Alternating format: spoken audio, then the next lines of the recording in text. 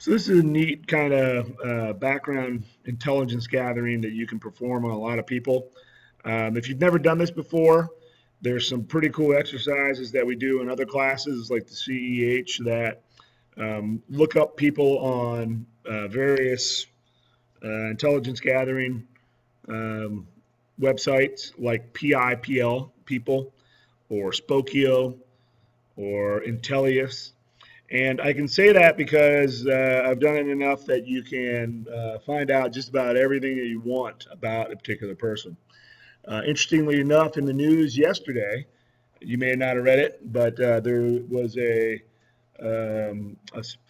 sports anchor, and she was covering a sports entity around the nation somewhere, and she would post so much on social media and tell people where she would be, when she would be there, what specifically she was doing there, and really living on social media.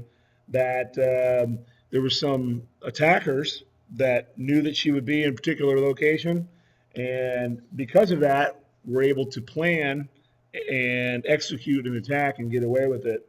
They didn't physically harm her, but they were able to, steal her purse and really give her a heightened sense of insecurity there because that's a really big deal. I'm kind of, um, you know, super vigilant on making sure if I'm going to use social media, that it's post facto rather than checking in at places or telling people we're on vacation or things like that. So, and the reason why I bring that up is because a lot of companies now are asking for um, access to or for you to be a friend of theirs on Facebook.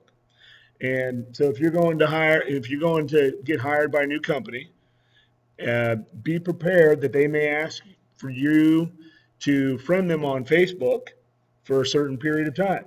Now, I was speaking at a particular location, not to name any names, about a year and a half ago, um, at their headquarters here in town.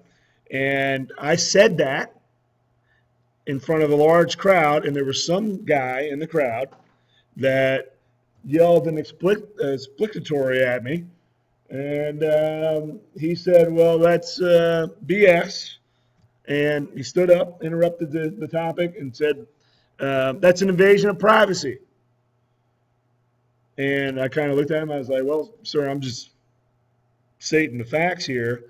I will tell you that the minute you posted anything on Facebook, you kind of gave up your privacy right then and there." And he started chirping off a little bit. And so, 15 years ago, I would have jumped off the stage and had a couple choice words, but I said, you know what, let's talk about it afterwards. How about that?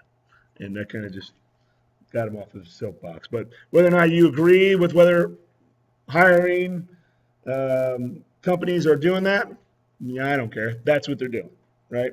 So colleges, to countermeasure that, are telling seniors now to have two social network profiles, to create one that's professional and then create one that's unprofessional or least or less professional. That way you can provide the professional one and it looks like things have been going on that.